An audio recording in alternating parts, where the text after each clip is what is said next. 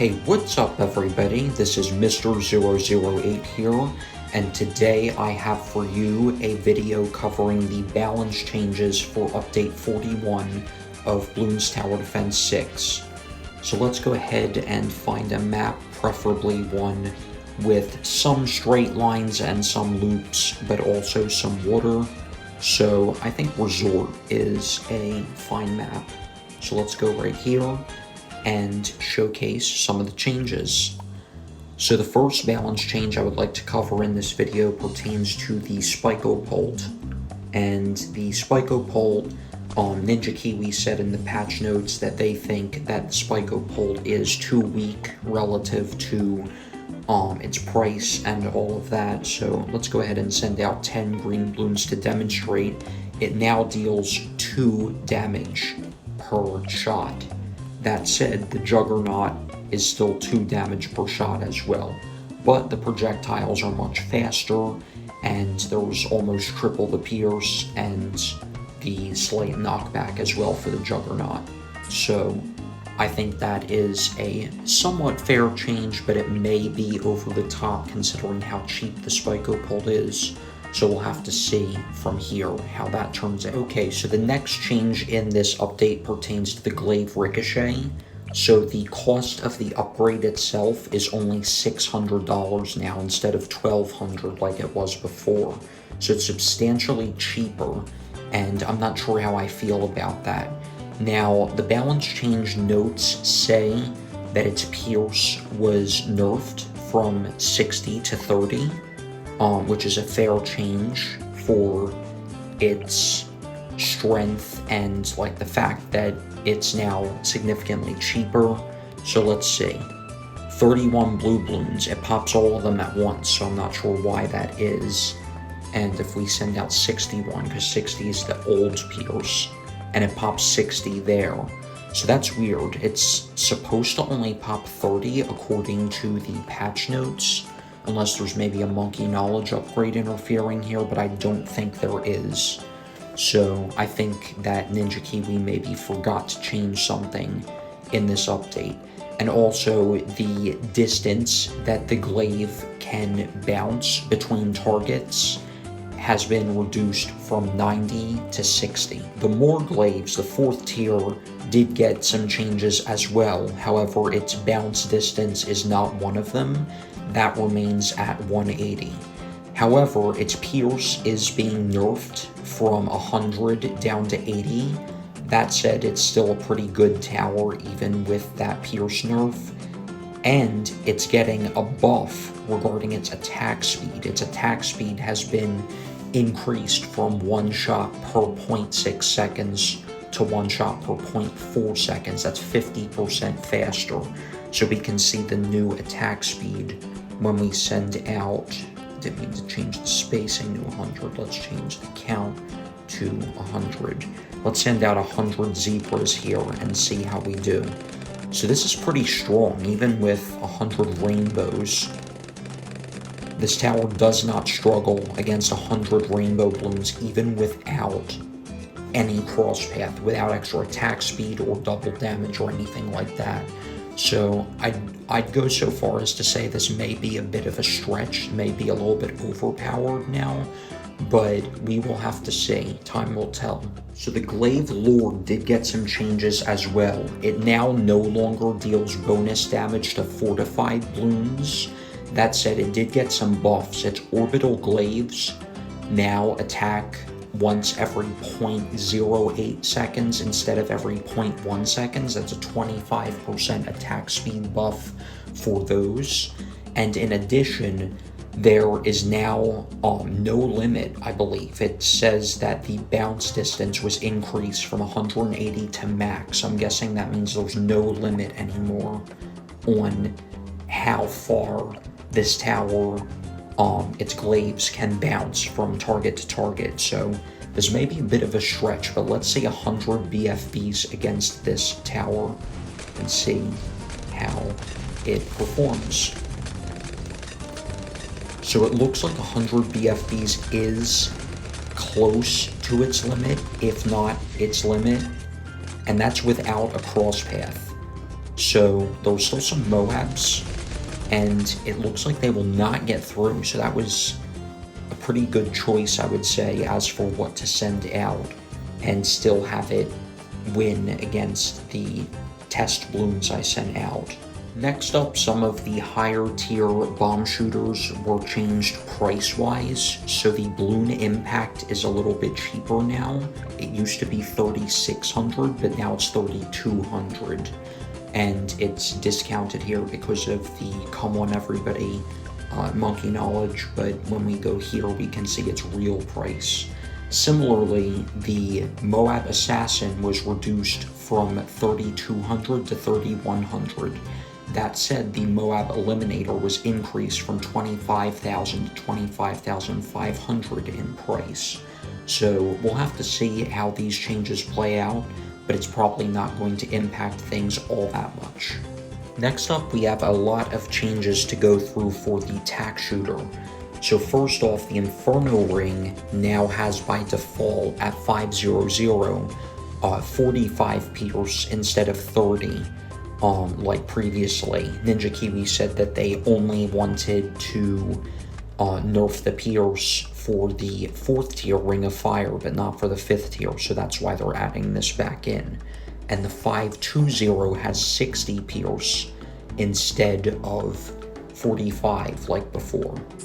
Additionally, we have some changes for the middle path. The Blade Shooter will now have an attack type of Shatter instead of Sharp, which means it can pop Frozen Balloons, unlike before. So if we put an Ice Monkey here, I can demonstrate.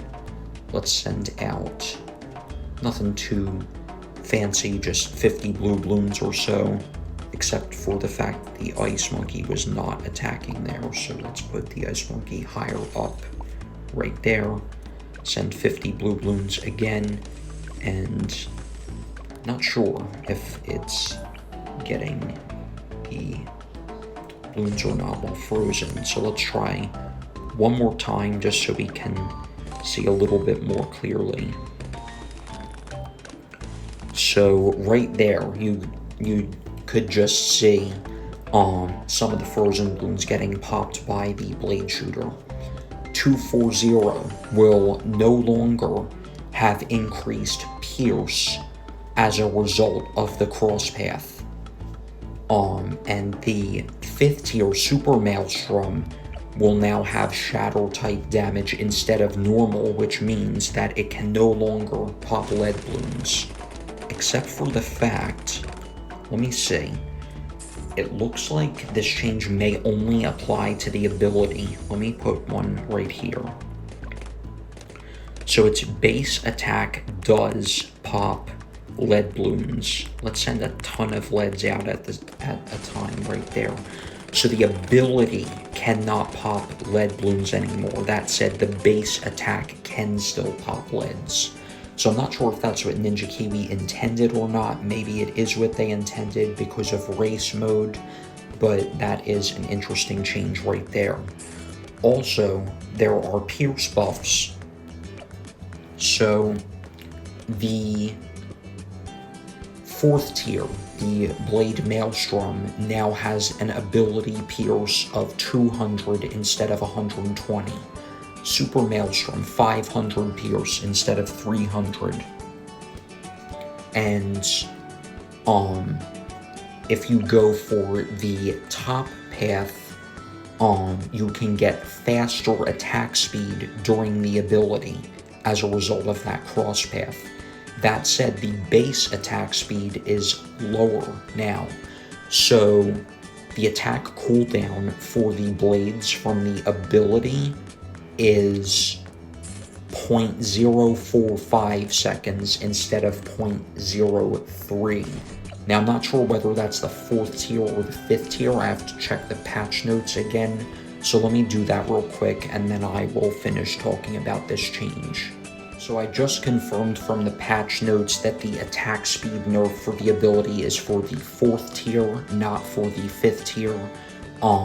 So that will attack a significant amount slower. I believe it's a 33% attack speed nerf roughly, If my mental math is correct, going from 0.03 seconds cooldown to 0.045 cooldown.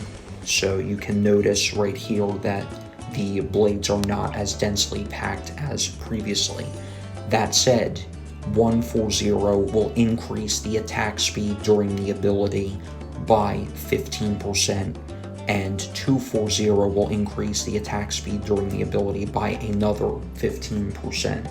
So when we use the ability here, notice that the blades are more densely packed than before when we used it for the 040. So that's it for the tack shooter. Alright, so next up we have the glue gunner, which got a lot of changes in this update. So first of all, the balloon liquefier. It's lingering puddle damage, so the puddles it leaves on the track after popping balloons. Some of those right there that you can see. Those now deal 2 damage instead of 1. So we're going to have to see how much that affects things. And I can see why Ninja Kiwi would want to make this more of a proper transitional upgrade, going from, like, to bridge the gap between Tier 3 and Tier 5, but it may be a little strong. So we'll have to see over time how that plays out. Next up, the glue hose is cheaper, $2,100 instead of $2,500 in price. Glue strike increased from $3,450 to $3,850 right there. Glue storm increased in price from $15,000 to $16,000. So that is going to affect things a little bit, not too much though. That said, glue storm is a little strong when used properly, so I think that is a fair change. Meanwhile, glue hose is not that used, so it makes sense to make it cheaper.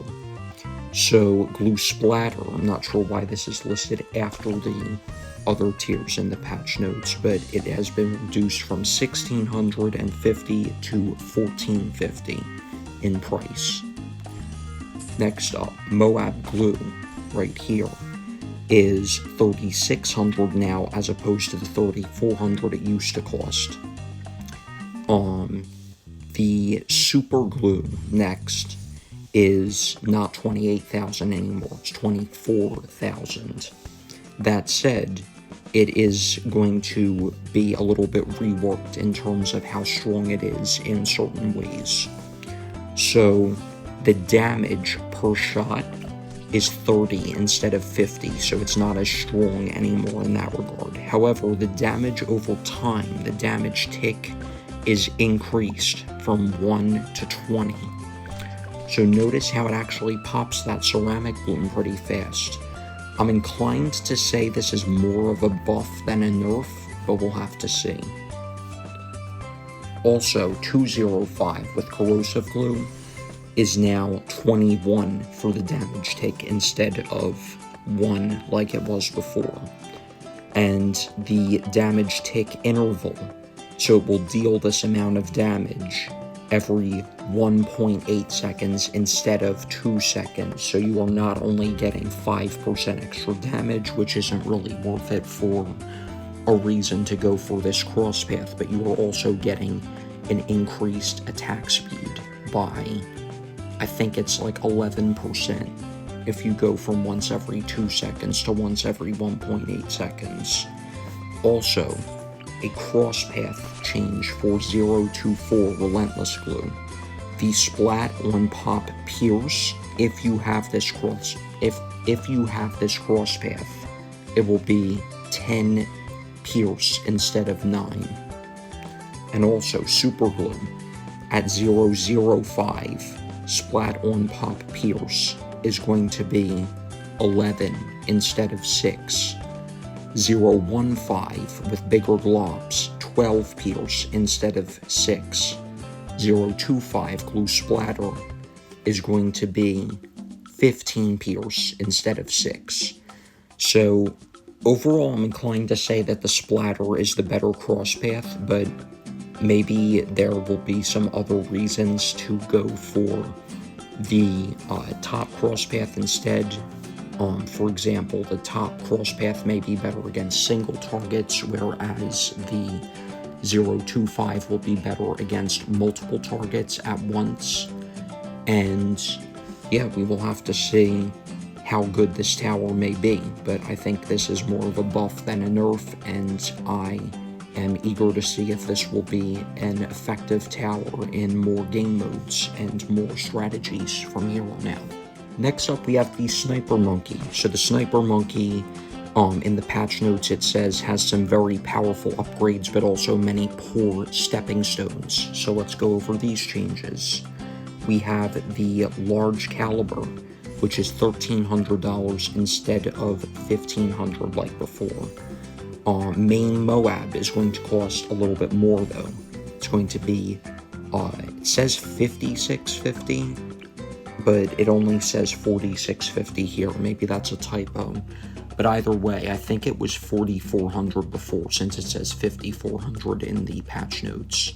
But it's going to be $250 more than before. So a net increase of $50 if you factor in the cheaper second tier. Also, night vision goggles, let's go on to this next, is now $250 instead of $300. Bouncing bullet, $2,800 instead of $3,200, so that's a little bit cheaper as well. And we have some changes for all 5 upgrades along the bottom path. The first 2 tiers are now going to cost $450 instead of $400, so it's a little bit more expensive of a cross path.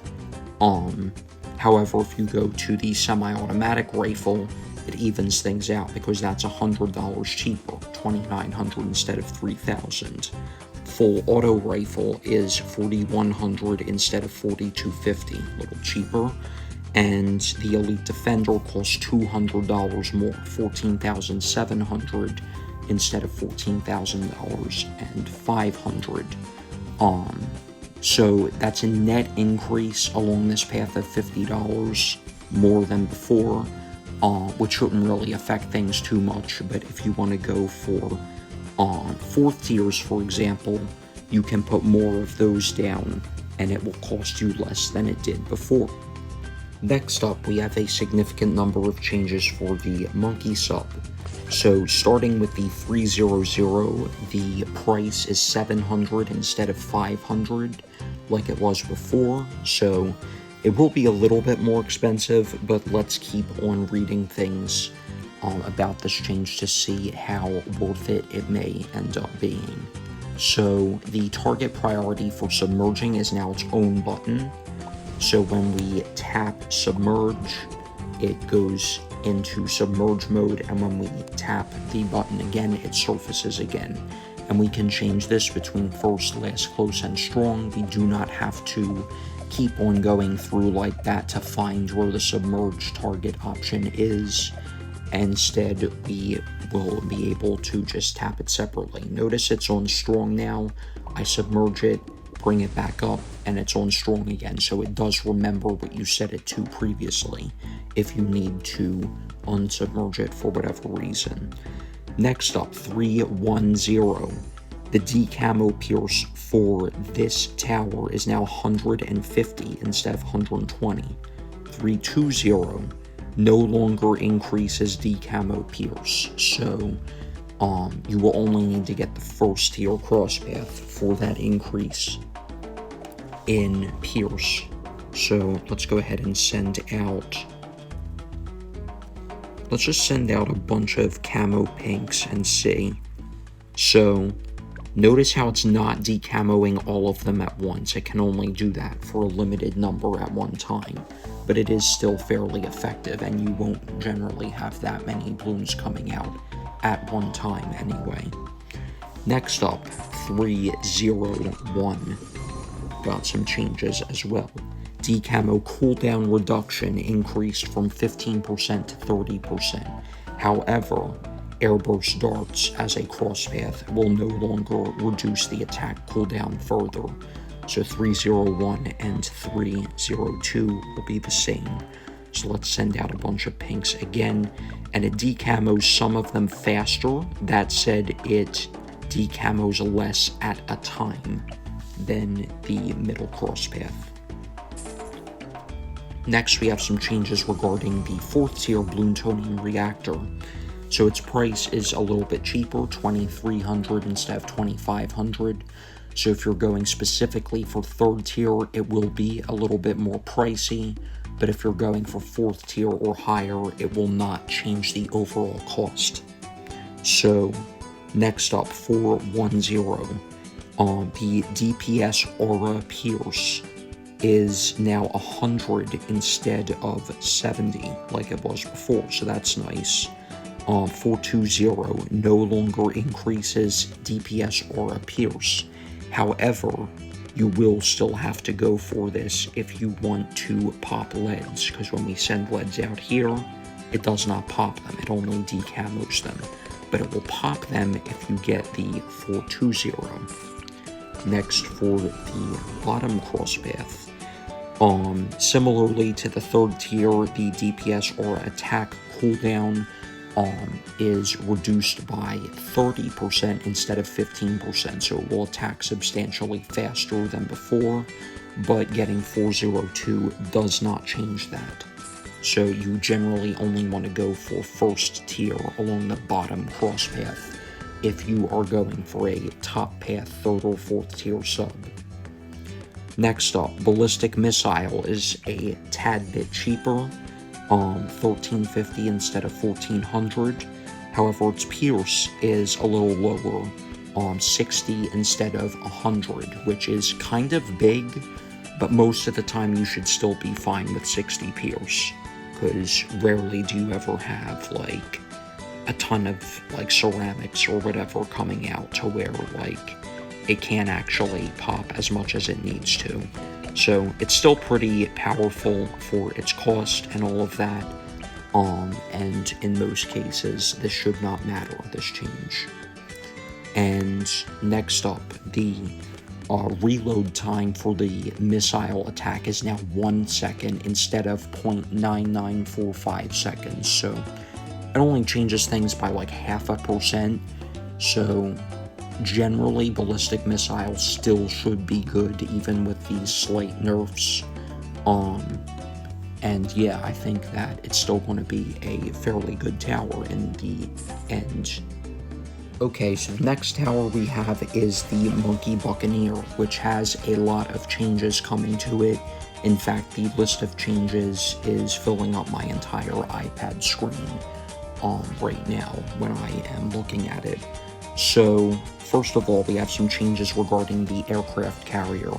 So the aircraft carrier's mini-plane frontal darts will have a very powerful homing effect, and the darts will deal 2 damage instead of 1, however, they will only have 4 pierce instead of 9. And for the radial darts that are being fired right now, those will have 4 damage instead of 2, however, the range is being reduced from 150 to 60, so the projectiles do expire significantly earlier than before.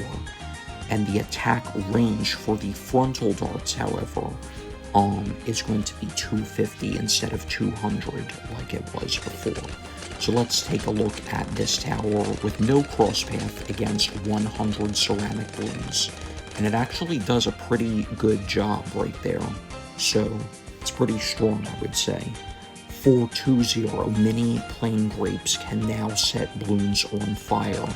So notice the balloons being set on fire, they're not just by the grapes fired from the ship, but also those fired from the mini aces, and it is substantially stronger against those ceramics. But you do have to be careful because only the darts can pop purple balloons, the flaming grapes cannot do so. So I just layered a bunch of purple balloons on top of each other, so you can take a look right there. So next up, we have some changes regarding the Tier 5, the carrier flagship. So the mini plane darts will now have 2 darts fired at once instead of 1. And the Pierce is going down from 14 to 7, which is more of a buff than a nerf if you ask me, because if there are fewer targets on screen at once that you have to pop, you will have more damage because there are more projectiles, and the lower Pierce won't negate things because there won't be a lot of targets to deal with in the first place, whereas it'll be about equally as strong if you have to deal with more targets. So the mini plane damage type is now sharp instead of normal, so you cannot pop leads with this tower anymore, unfortunately. And also, the grapes, when you go for 520, those will be fire instead of normal, so they will not be able to pop purple balloons. That said, I think it's still far more worth it to go for 520 rather than 510 or 500, because leads are generally more of an issue than purples, in my opinion.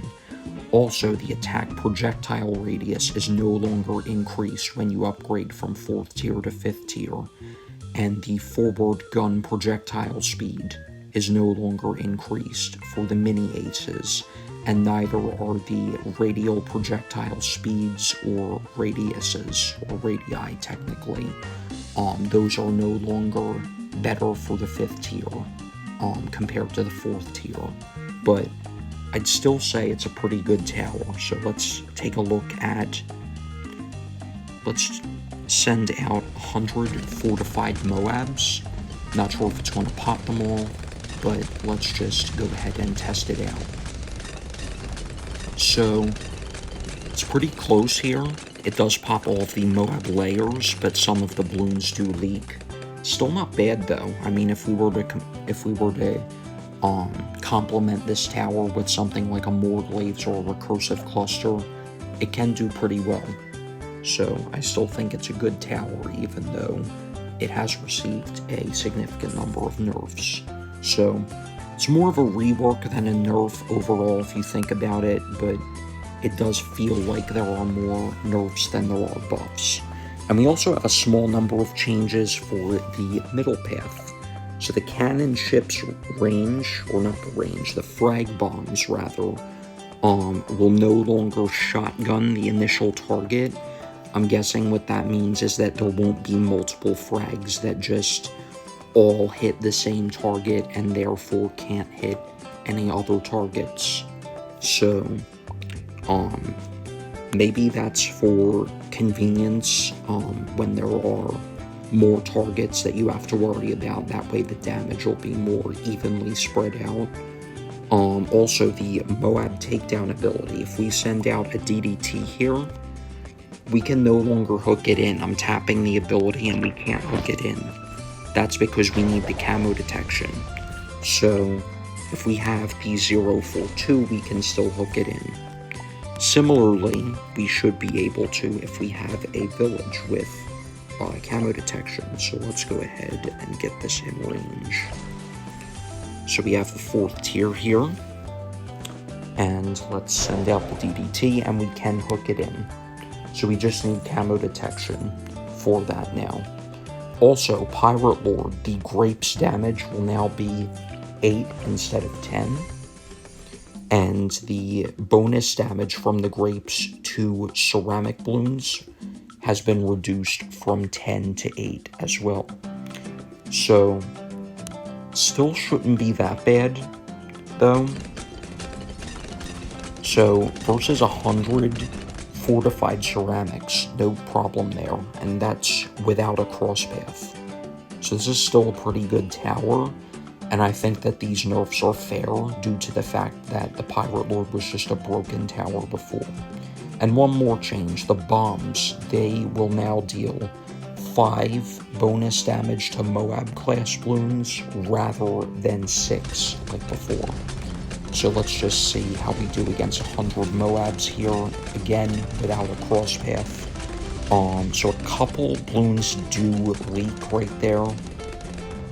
Actually more than a couple, but it's still not bad. I think those changes are valid and justified. So next up, we do have some changes for the Monkey Ace as well. Let's start with the Sky Shredder. It costs a total of So again, 38,250 is what it says here, but it's listed as increased from 41,500 to 42,500 in the patch notes. If I had to guess, it's probably just a monkey knowledge point. Something that gives like 10% off or whatever, for the 5th tiers. I believe that's what that is. That would make more sense to me. But either way, it's a little bit more expensive now, 42,500 instead of 41,500. Next up, for the Exploding Pineapple, when you get the 110 cross path, the attack speed bonus for the pineapples that are dropped on the track has been reduced from 40% to 25%. And also the reload rate, however, for the Exploding Pineapple without this cross path is 1.7 seconds instead of 2 seconds. So if we were to put it right here, let's see if we can see it better. So it's kind of hard to see it when there's not like track that's well connected to each other, so to speak, but let's see right here. So it does look like it's a reload of a little bit less than 2 seconds now. So overall, I think this means it is better than before. Next up, we have the Bomber Ace. So for the groups of bombs that this tower drops, the rate is no longer increased, the reload rate, such that it when it drops the bombs down, it is now 1.7, and it says it no longer increases rate. So I think what that means is that it's not slower anymore, that it used to be slower. So I think this is a buff. Hope I'm not misunderstanding things, but from the wording, it looks like this is better now than it was before. So now we have some changes for the bottom path. Centered path has had a significant price increase, going from $300 to $550. And the Never Miss targeting is cheaper in turn, $25.50 instead of $2,800. The Spectre now has a radial Never Miss attack. So notice how when we send out the ceramic balloons, not only does it have its attack that it gains when you upgrade to Spectre, but it also has the homing darts. So overall, it looks like it's a little bit stronger because it does not lose that 3rd tier attack, so it may be a little bit better, particularly against Moabs and other high hit point balloons. Maybe small groups of ceramics, things like that should be a little bit easier to handle. Also, the radial attack damage, presumably meaning the darts, the Never Miss attack, now deal 3 damage instead of 1. And when we go up to 204, the pierce of the darts is no longer 25% higher for this upgrade, or for this cross path, compared to before. So this cross path in particular is not as effective in that regard as it used to be, but it still should be good. So I'm going to send out 100 Moabs here, and yeah, I mean, this still looks pretty strong, and yeah, I don't think I have any complaints about it. It's still a pretty strong tower for its cost. And finally, we have one more change to go over regarding the Goliath Doom Ship. So let's get that right here.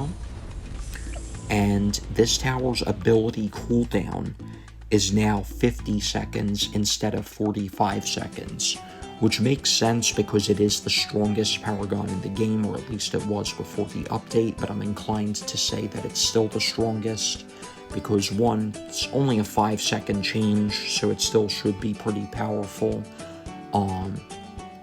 but it may be a little bit closer to the Buccaneer now than before, rather than being too distant. in, like, being in a league of its own in regards to its strength. That said, if you get the sub-Paragon right here, let's go ahead and get this. The ability cooldown is a little faster. Instead of being 50 seconds, it's back to 45 seconds like it was before the update. That said, you need the sub-Paragon in order for that to take place. Otherwise, it will be a little bit slower than before. Okay, so the Helipilot has 2 changes, not that many compared to some of the other towers we've seen so far. So, Pursuit now upgrades the patrol points to a pursue between points. So, let's go ahead and see. So let's go patrol points, let's set here and here, and see if we notice any differences compared to before. Okay, so it looks like it does pursue even while on patrol. So it looks like the AI regarding this tower is a little bit better. So again, we weren't trying to showcase how strong it is, just how its targeting is different, so don't mind how it wasn't popping a lot of the balloons there. Next up, Razor Rotors has an attack cooldown of 0.45 seconds instead of 0.5 seconds. So if we were to set it back on Pursuit here, let's go ahead and send out 100 leads right here, and let's actually have it follow touch. Notice how the rotors will pop the balloons a little bit faster than before. So that's a nice change. I definitely am a fan of Razor Rotors, and I wish it was stronger so it was a better stepping stone between the Pursuit and the Apache Dartship, so this should help it in that regard. Just like the bigger range and the 2 damage instead of 1 that it received in previous updates. Okay, so next up we have plenty of changes to go over regarding the mortar. So let's start with the big one. So the big one now deals 8 damage instead of 7 like before, so it's a little stronger. Also, the Shockwave deals 2 damage instead of 1, and its price is cheaper, 6,500 instead of 8,000. So it sounds like a pretty strong tower compared to before, right? But it does have one nerf that is coming to it, or that has come to it rather. That being that the explosion is now explosive type regarding damage rather than before, like when it was normal type. So it can no longer pop black balloons with its normal explosion, only with the shockwave. And when you get the 402 crosspath, the Bernie stuff will now deal 7 damage instead of 5. So I think this should be good as long as you're not too spammy with this type of tower, as long as you have something else to aid you in black popping power. Next up, 502, biggest one. 50 damage instead of 45 for the Bernie stuff. So that's going to be pretty nice. So next up, we have some middle path changes to go over. The artillery battery now has 1 bonus damage for bads and bosses rather than 4 like it had before, so it's not going to be as strong in that regard. Pop and Awe is also getting a nerf. Bad damage and boss damage buff to other mortars reduced from 6 to 1, and its bonus damage for itself against bads and bosses reduced from 6 to 2. And its price, to top it all off, is 32,000 instead of 30,000. That said, I do think this nerf is warranted because of how strong it was before, and Ninja Kiwi did say that they wanted to make it better against bads and bosses leading up to this point, but they felt like they just made it a little bit too strong, so they wanted to bring things back a little bit. Next up, we have some bottom path changes. Signal Flare now costs 900 instead of 800. However, its camo removal radius is 52 instead of 43, so that's going to be nice. Shattering Shells is a little cheaper, 10,500 instead of 10,900. And the Moab damage over time is 10 per tick instead of 5 for the 004. And if you decide to go for the Bloon Buster crosspath, which is not usually one you go for with this mortar, the damage per tick will be 15 against Moabs instead of 10. So that's nice to see, because I do like, even when there is an obviously better crosspath that I am inclined to keep using, I still like when Ninja Kiwi decides to try and balance things out a little, because it can add for, or make for there being more diverse strategies and a higher number of strategies you can come up with to beat the game in certain game modes, certain maps, etc. So I'd say this is a good change. Next up, we have 3 changes coming to the Dartling gun, those being 1, that the laser cannon is a little cheaper, $36.50 instead of $37.50, and that extra $100 has been transferred to the plasma accelerator, which is now 11,100 instead of 11,000. And finally, we have the Rocket Storm right here.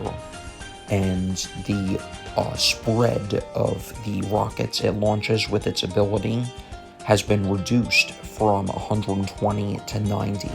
So these rockets are more concentrated, which should in general result in the ability being more effective and dealing more damage to the balloons you're aiming it at. So that's pretty nice to see. Next up, we have some changes for the Wizard Monkey. So first, the Dragon's Breath is getting a bit of a nerf. It will have an attack cooldown of 0.135 seconds instead of 0.125 seconds.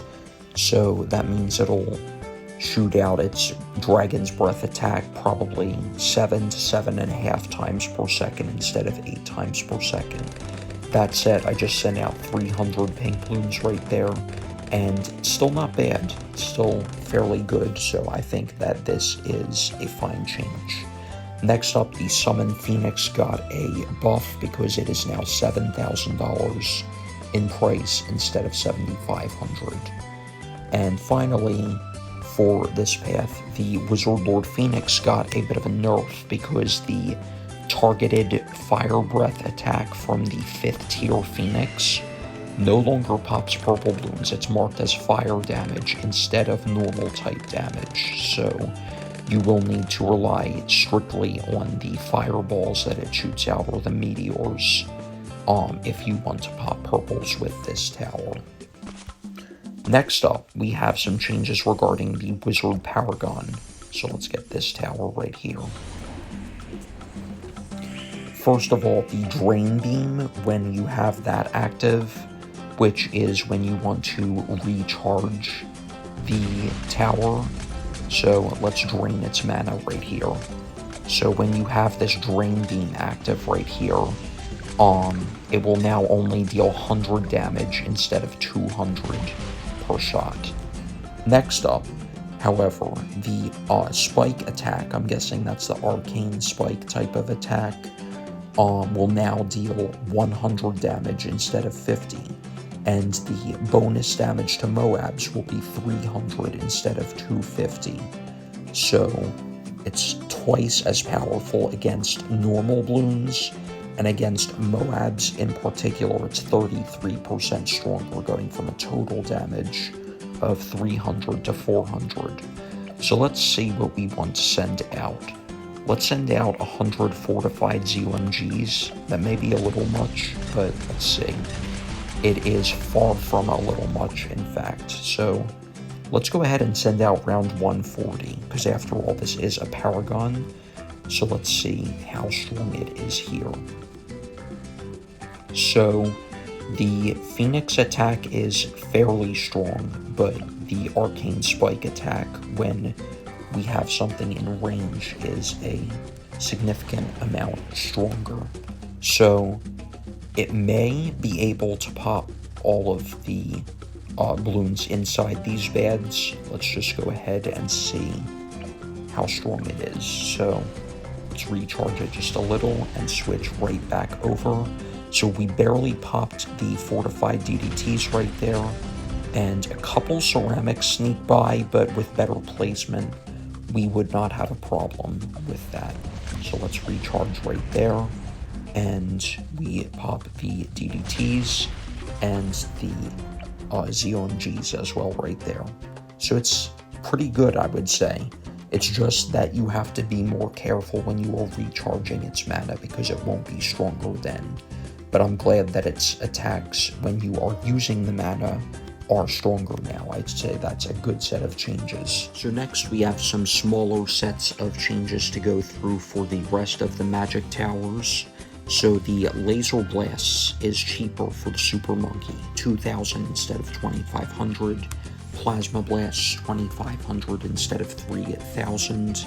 However, the super range is 1,500 instead of 1,000. Epic range 1,900 instead of 1,400, so it evens all out. And the tech tower is a little bit cheaper at 18,000 instead of 19,000. So I'd say this is a fairly good set of changes due to the fact that a lot of the Super Monkey's power comes from the extra range and the extra pierce that is added into those upgrades. And I am all for that set of changes. Next up, the Ninja Monkey, the Flash Bomb right here, has lower pierce, 30 instead of 60. However, its damage is better, 3 instead of 1. So let's go ahead and send out 50 purples right there. Forgot to change the round back right there so that the normal speed and all of that. So it's not crazy powerful, but it is still fairly decent. I'd say that this is a good change because it is better now, due to the fact that you usually don't need like 60 pierce to optimize this tower anyway, and it's got more damage now. Next, Master Bomber. The Moab stun time from the flash bombs, not from the sticky bombs, from the flash bombs, is now 0.325 seconds instead of 0.25 seconds. So that's technically a 25% increase in the stun time there. So, not bad. Next up, we have the Alchemist. The acidic mixture dip is now having its maximum stacks nerfed from 40 to 30. So I'm guessing that's the number of times it can be applied to a tower, and have the number of attacks by that tower like affected by all of the stacks at once. So that is a fair change considering how good this tower can be when used properly. And also the acid pools from the bottom path, the second tier, will now attack every 5th attack against a balloon. It will drop an acid pool under the target. So let's go ahead right here, and we will send out some purple balloons right there, and then get this upgrade right here. So I can't really see the acid pools dropped under the target, but let's see. So I can't really see it there, but it is supposedly in the game to where it drops an acid pool after every 5th attack, which is a fairly good change because of the fact that you can only utilize the acid pool upgrade when it's not attacking the balloons. So I think that is a welcome and necessary change. So next up we have the Druid. 3 changes here. First, the Hard Thorns is now 350 instead of 250. Second, the Heart of Thunder is cheaper, 850 instead of 1,000. And third, Druid of the Storm is 1,700 instead of 1,650 in price. So it all evens out. But if you want to go for more first tiers, you will have to pay more for that, but if you want to go for more second tiers and just spam a bunch of Heart of Thunders, then you can do that for a little less in cost. Next, we have some changes for the Middle Path Spike Factory. So for the Moab Shredder, the bonus damage against Moabs was reduced from 8 to 7, and the same applied to the 4th and 5th tiers. And also the Carpet, or rather the Spike Storm, the 4th tier, its ability cooldown is now 45 seconds instead of 40 seconds. That said, when you upgrade to the 5th tier, it's still not getting increased for that. It's only increased for the 4th tier. Next, we have a couple of changes regarding the Monkey Engineer right here. So the Sentry Expert should spawn less cold sentries in response to pink balloons and prioritize more AoE cleanup. So let's go ahead and send out some pink balloons right here. So it still does put some cold sentries down, not a lot though. It spawns some boom sentries as well, the black ones that shoot bombs, so that's cool to see.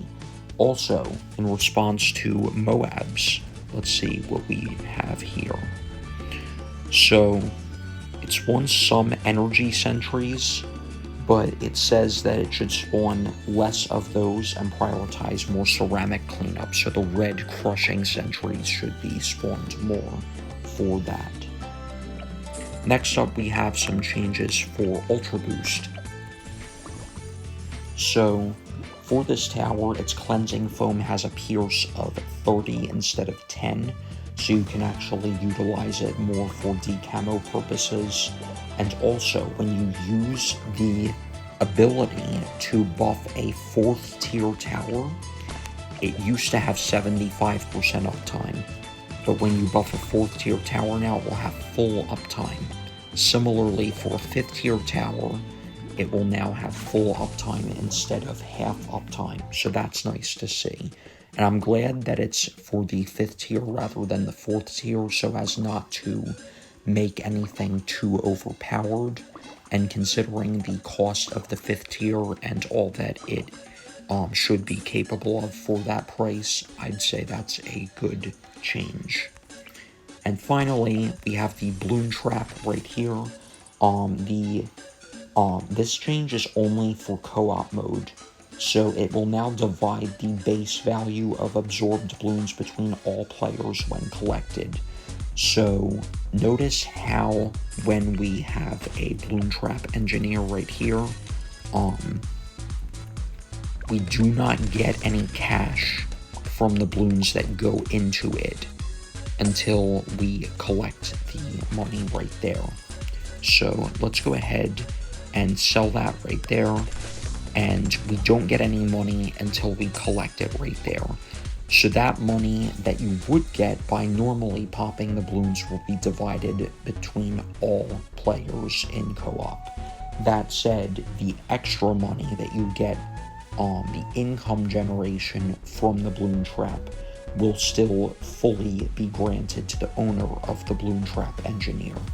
So I think that's a good change so that co-op functions more like co-op while still giving the extra money, just like you would for farms or snipers or druids or anything else, to the player that bought those upgrades to make extra money. So the final tower getting some changes in this update, at least out of normal towers, is the Beast Handler. So the Megalodon is getting some changes, so let's go ahead and place right here if we can. Let's see.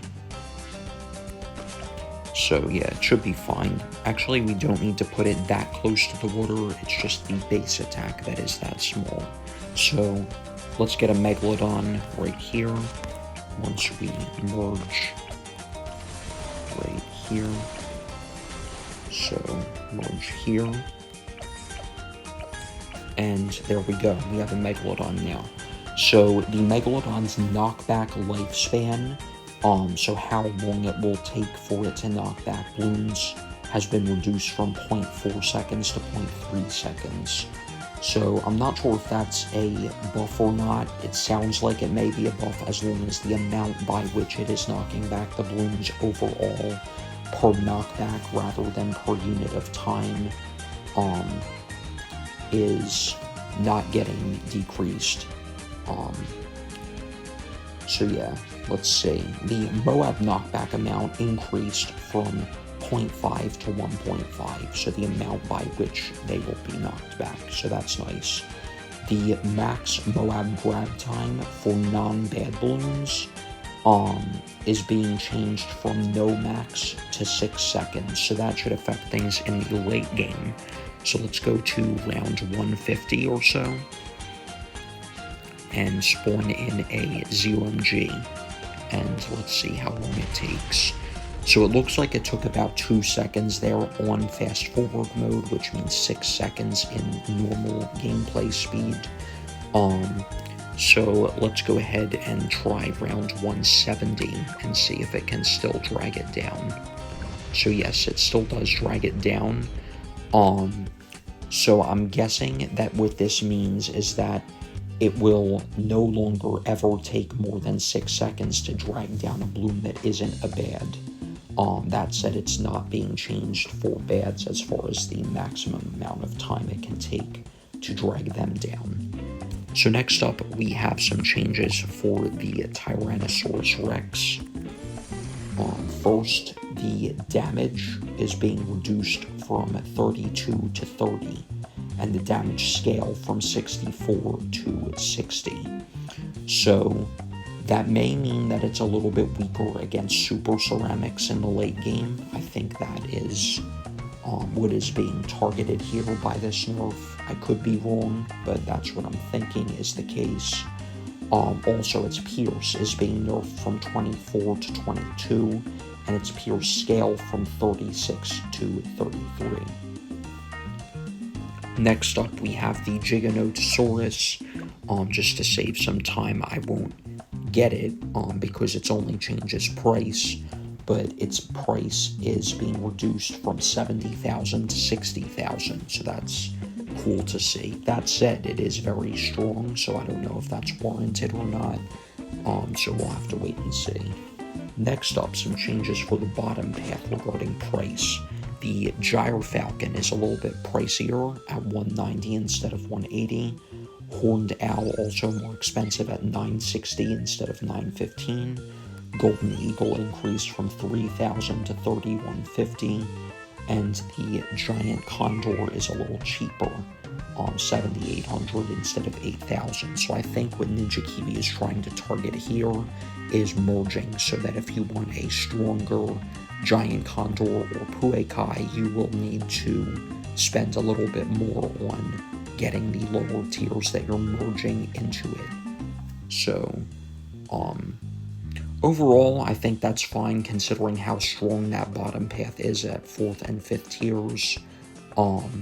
So the only thing I'm really skeptical of here is the Giganotosaurus being made cheaper. But we will have to see if that ends up being good or not. Let me know what you guys think. Do you think it's going to make the Giganotosaurus too overpowered, or do you think it's fair? So the first of 6 heroes getting some balance changes in this update is Gwendolyn. So it says that Ninja Kiwi wants to shift more of her power into her higher levels. So let's see. Level 1, her Pierce is now going to be only 2 instead of 3. At level 5, her Pierce will be 4 instead of 6, and at level 13, her Pierce will be only 8 instead of 9. Her Cocktail at level 3, that will have a Pierce of, forgot we already had level 3 there, a Pierce of 20 instead of 30. Level 7, it will have a Pierce of 40 instead of 50.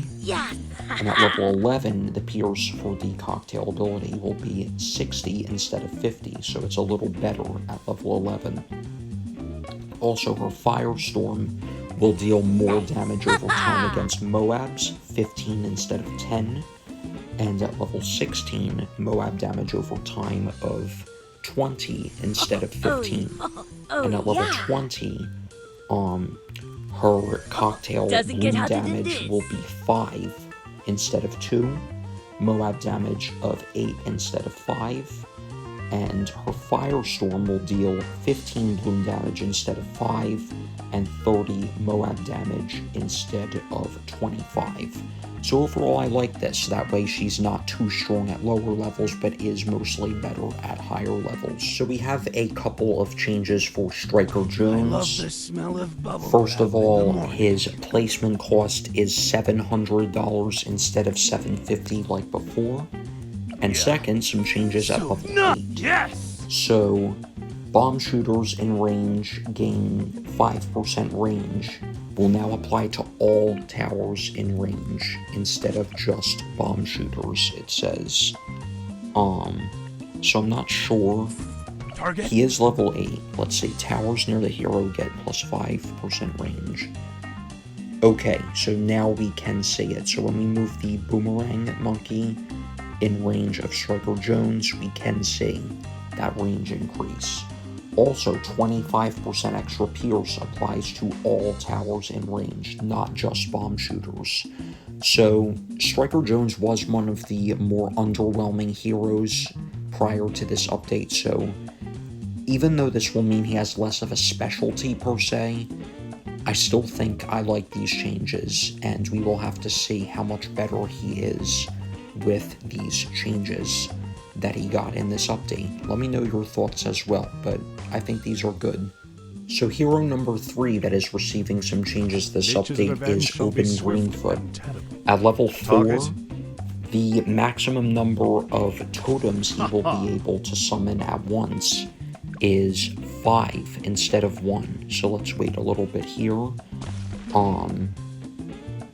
So I'm not sure what this means because he still only places 1 totem at a time. So we'll have to see what this means over time, because I'm not sure if this means he will be able to have multiple totems on the track, since that is not what I'm seeing right now. Also, the totem is set to only target paths with active bloons being spawned, which is going to be helpful and convenient on multi-path maps, so that's nice. Level 9. Oben no longer grants +1 Moab damage to tornadoes from druids, so that will be interesting to see.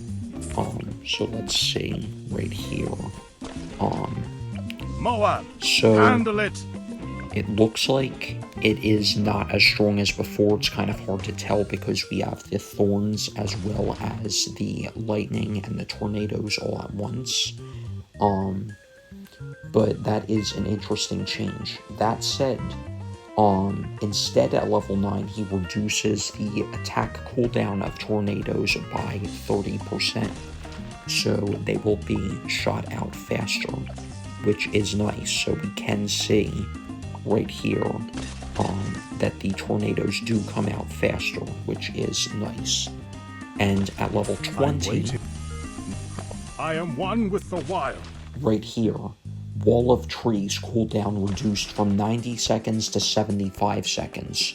So that's pretty nice. I think that these are overall some good changes for Oben, because Moab damage from tornadoes, that's not really what they're for.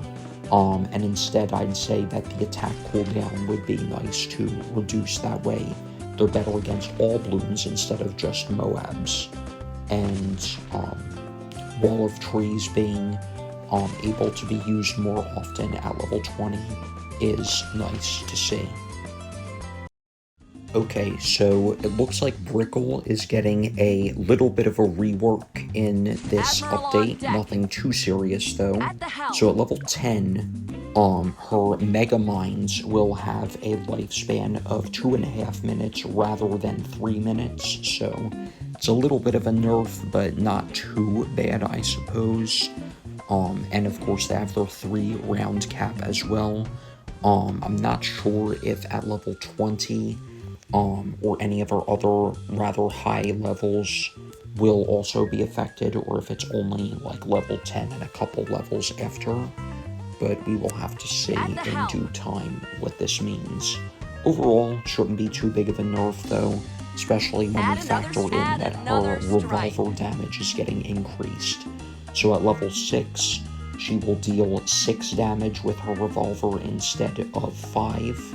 At level 12, she will deal 12 damage with her revolver instead of 8. At level 15, increase from 12 damage to 18.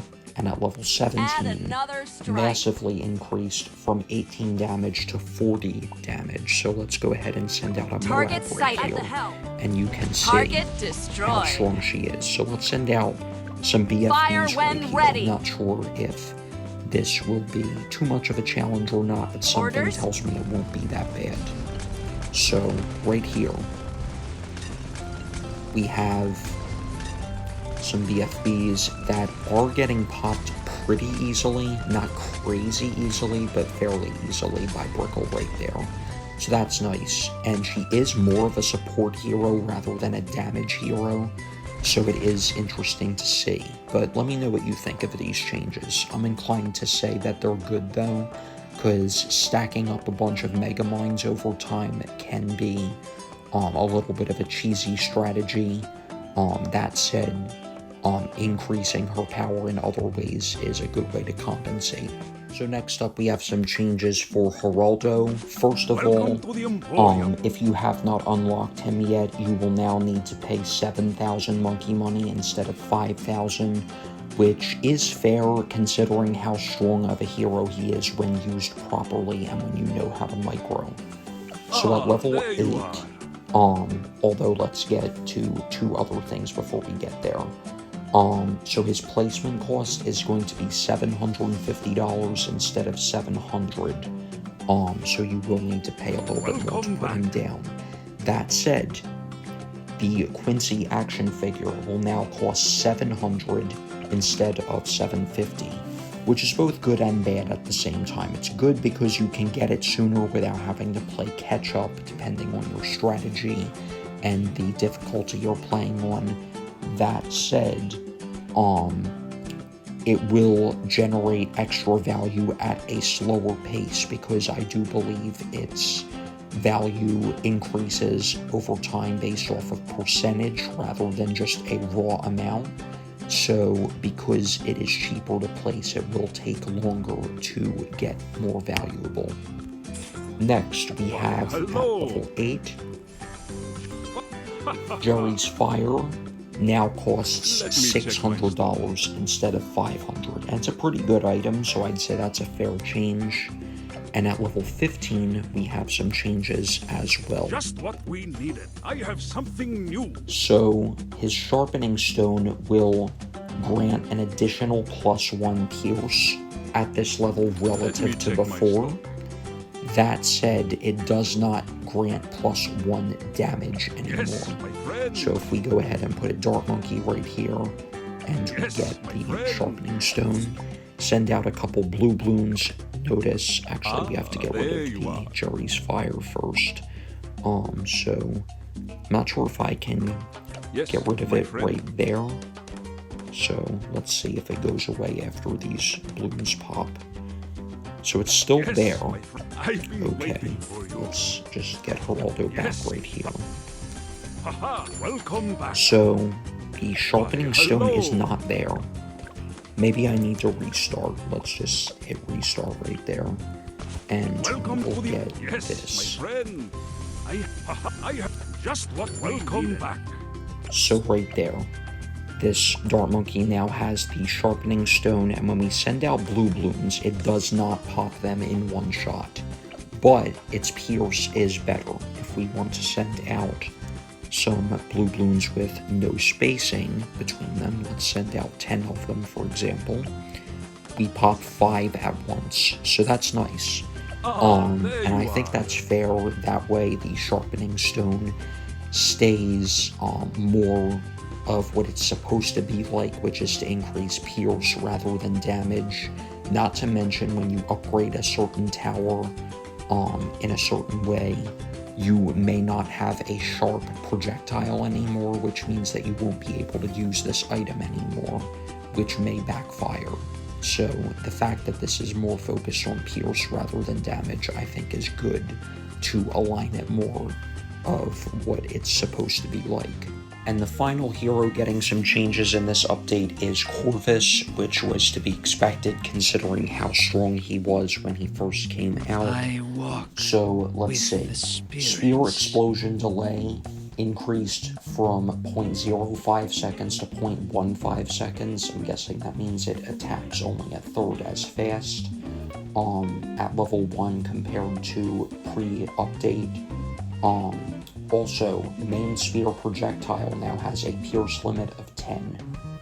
Level 3, Echo, cooldown increased from 45 to 55. So there's Echo right there, and there's Spear. For reference, level 3, Soul Harvest cooldown increased from 30 to 35 seconds. Level 4, trample damage increased from 12 to 15. That's something I was not expecting. Then again, I haven't used Corvus much, so I don't really know what's strongest and what's not strongest, because I haven't played that much between the release of 40.0 and 41.0. Level 7, Ancestral Might damage reduced from 100 to 50. So that's this one right here. Level 13, damage reduced for Ancestral Might from 250 to 150. Level 20, Ancestral Might reduced from 500 damage to 400. At level 13, Overload will now only deal 1500 damage as opposed to 3000 like before. And at level 20, Overload will deal only 4,000 damage instead of 8,000. So I think this is a fair set of changes, but again, I don't have much experience with Corvus, but I am inclined to say that he was overpowered before this update, so we'll have to see how strong he still is now that this update is out. And hopefully he's still good, but not too good, if you know what I mean. Next, we have some event, boss, relic, and knowledge changes. The Air Force upgrades Monkey Knowledge Point now only applies to helis or aces of tier 3 or higher. And the extra empowered relic in contested territory is now limited to grant a maximum hero starting level of 4. And looking forward, some quick changes, or rather, expectations to go through. So Ninja Kiwi wants to get BTD 6 out for PlayStation as soon as possible. For a PS4 and a PS5, it'll be launched as a PS4 game, so it's playable on that console and the succeeding generation. And they'll notify us once it's in submission for the Nintendo Switch.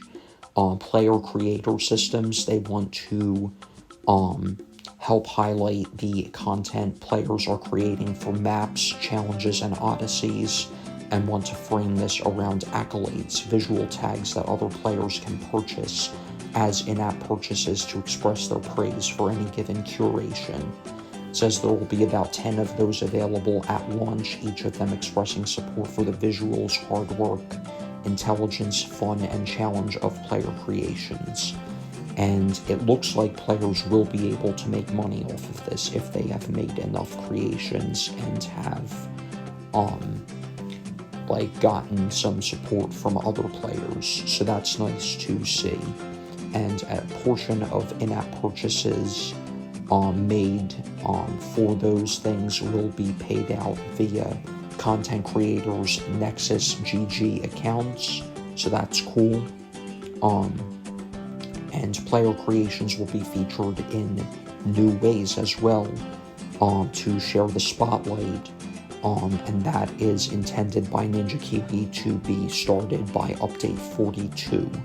Also, a new hero is planned for the first half of 2024, a jetpack hero. They're not revealing anything more regarding the name of the hero, but they did say they want this hero to be mobile, switching between 2 weapon types, more bouncy projectiles, and cool build synergies with other air monkeys, so that's cool. A new tower they want to get out by midsummer, that is Northern Hemisphere midsummer, so by like late July, early August or so, they want to get out a new monkey tower to the game with new cross paths, combinations, and all of that to create new synergies for other towers. They said that they want this to be a water tower that isn't a military monkey. So that's interesting to see. And it says from the depths of Monklantis. So perhaps that's a clue at the theme of the tower. Teams event. Bosses are tough and many players haven't successfully taken them on or even tried. And they want to make teams events more proper with a boss rush event where aggregate play against the boss is the way to succeed, so it should change up the dynamics a little bit. Next, the game editor. So building from the framework of the map editor and working with existing modders of BTD6, they want to, in the last quarter of the year, have a fully functional game editor with the ability on all platforms to change stats, damage types, and projectiles of all monkeys. So it sounds like they want mod support, and that way you can mod the game more easily from within. So that sounds cool. I'm eager to see if that's going to have a lot of features to allow me, for example, to create my own mod or incorporate mods from others to play on the mobile version of the game and showcase those more easily.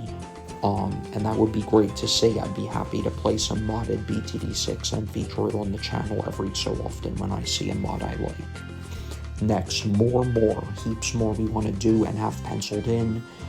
So that's where more planning is needed, and we don't want to share the whole list and disappoint ourselves and you, but rest assured we're working on bosses, Paragons, quests, more experiments, lore, hero skins, maps, hoping to get the Bloonspedia in to help new players, like as part of the game, I presume, to explain each bloon type or whatever, and framing out periodic Legends content drops for players looking for even more challenge. I wonder what that is, but it sounds nice. And this is technically the 40th update for Bloons Tower Defense 6, since the initial version was version 1, and this is version 41. So, I'm glad to see, and I'm proud to see how far the game has come since it first came out, and I enjoy it still, and I'm definitely going to try and get back into playing it more in the future and uploading more content onto the channel regarding this game. So, to wrap up this video, I want to shout out Ninja Kiwi and thank them for all of the work they've put into this game. And 5 years later, or close to 5.5, maybe even 6 years later, in the not-so-distant future, it's still going strong. So, that's going to wrap it up for today's video, you guys. Thank you all for watching, and I hope you've enjoyed. If you did enjoy this video, make sure to leave a like and subscribe for more interesting content. Leave a comment down below as well to let me know what some of your favorite and least favorite balance changes are in this update, and what you may want to see in future updates for balancing, or reworks, synergies, or otherwise. And that is going to be it for today. Once again, thanks for watching, and I will talk to you all again in the next video. Peace out.